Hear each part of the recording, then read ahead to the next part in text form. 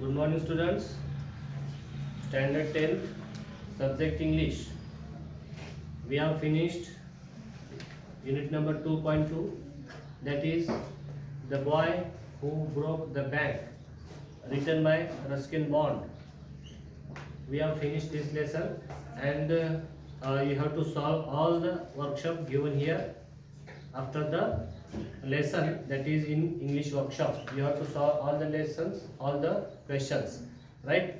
Today, see on page number 55, that is language study. We are going to discuss on this topic, that is language study. I know, it is a part of grammar. See, first, I know of a sweeper boy who is looking for work. This is the sentence, and we can see that there is an underline to the clause, that is who is looking for work. बघा, या ठिकाणी आपल्याला एक वाक्य दिलेलं आहे आणि या वाक्यातल्या काही भागाला अंडरलाइन केलेली आहे. तर काय आहे हे बघायचं आपल्याला आज. I know of a sweeper boy, मी एका स्वच्छता करणाऱ्या कर्मचाऱ्याला, मुलाला ओळखतो. हु इज, की ज्याचं, who is looking for work, की जो कामाच्या शोधामध्ये आहे. आता who is looking for work, की जो कामामध्ये आहे, हे कशाबद्दल माहिती सांगते. This information is about a sweeper boy.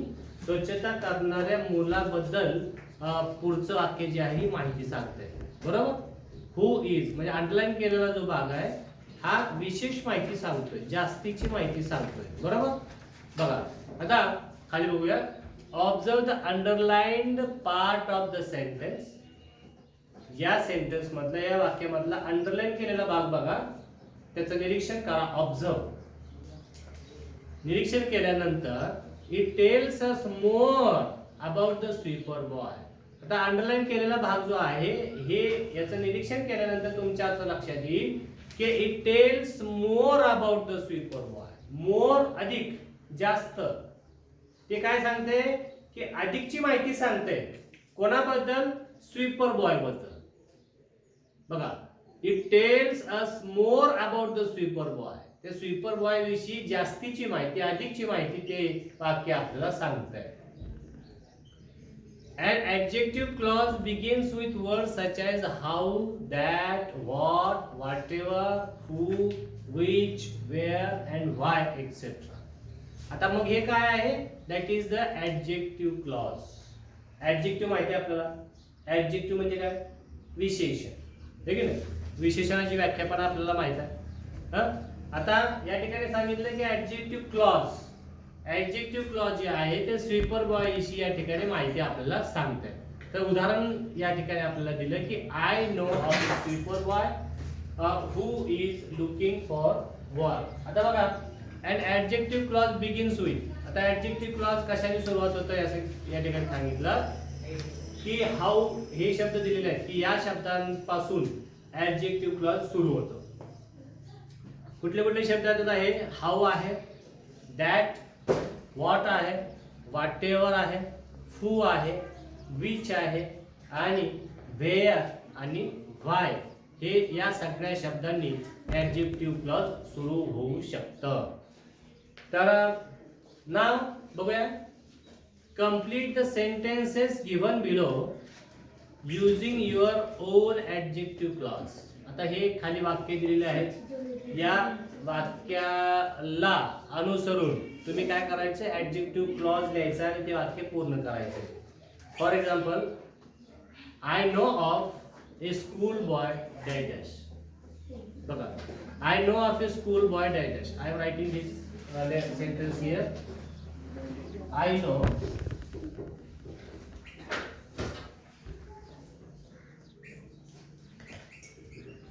A school boy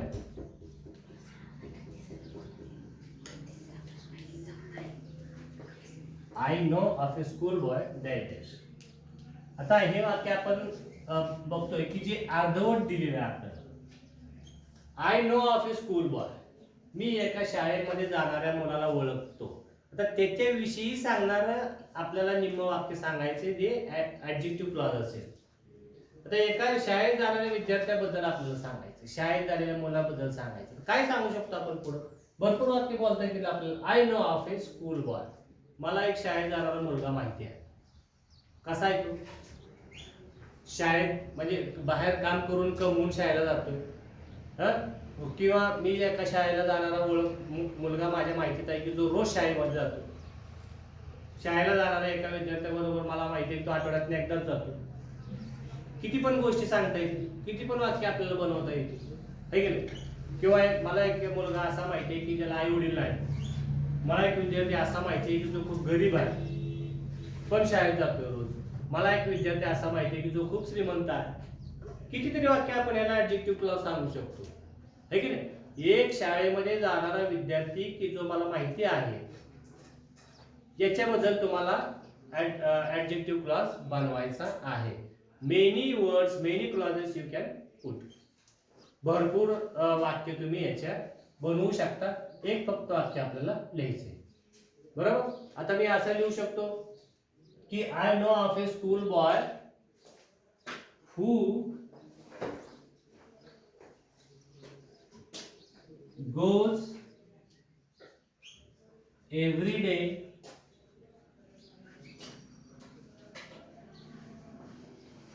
without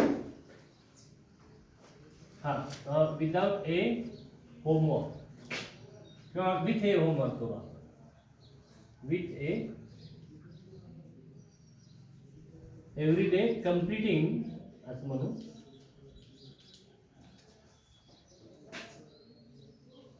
his homework regularly. बघा, I know of a school boy, मी अशा एका शाळेत जाणाऱ्या विद्यार्थ्याला ओळख की तो जो काय करतो, हु गोज एव्हरी डे, जो शाळेला रोज जातो, कम्प्लिटिंग हिज होमवर्क रेग्युलरली, आणि जो आपला अभ्यास व्यवस्थित पूर्ण रोजच्या रोज अभ्यास पूर्ण करतोय. बघा, आता हु न सुरुवात केली आपण, याला अंडरलाईन करू शकता तुम्ही.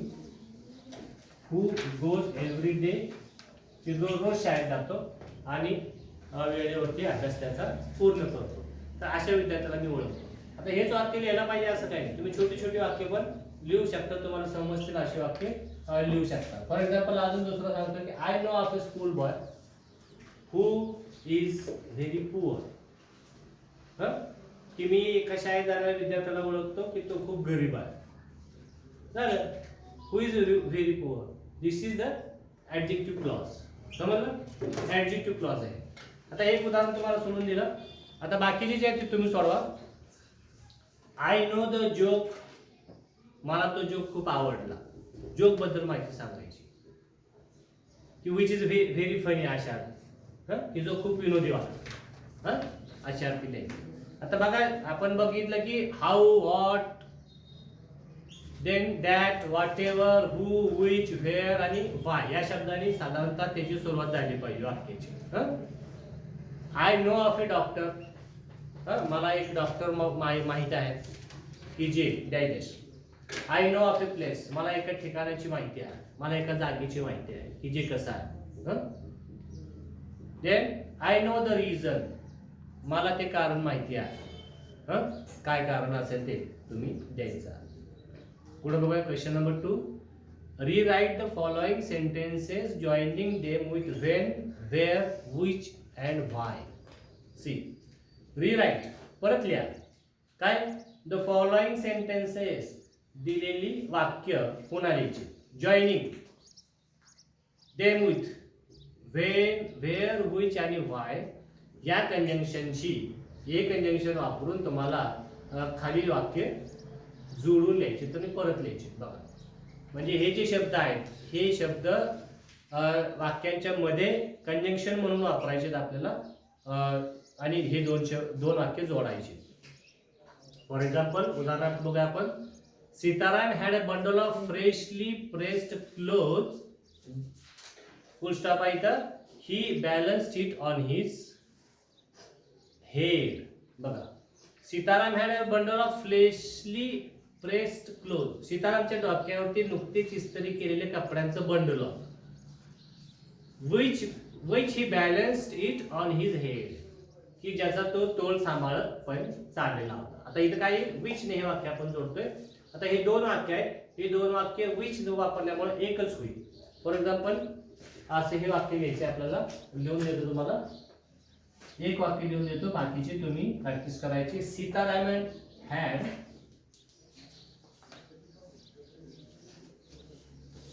Had a bundle of freshly pressed clothes.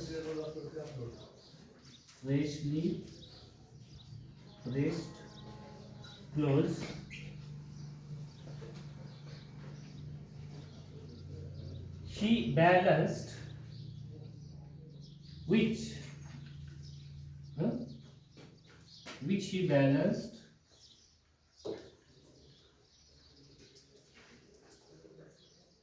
it on his head. Balanced it on his head. अच्छा, बघा विच एक शब्द वापरला आपण आणि हा काय आहे कंजक्शन म्हणून वापरला आणि दोन वाक्याचं एकच वाक्य केलं. इथं पहिल्या वाक्यानंतर फुल स्टॉप आहे, आपण इथं फुल स्टॉप द्यायचा नाही. फुल स्टॉप आपलं वाक्य संपल्यानंतरच येणार आहे, बरोबर. म्हणजे एक जोड शब्द वापरून आपण हे वाक्य जोडलं आणि दोन वाक्याचं एकच वाक्य केलं. Sitaram had a bundle of freshly pressed clothes which he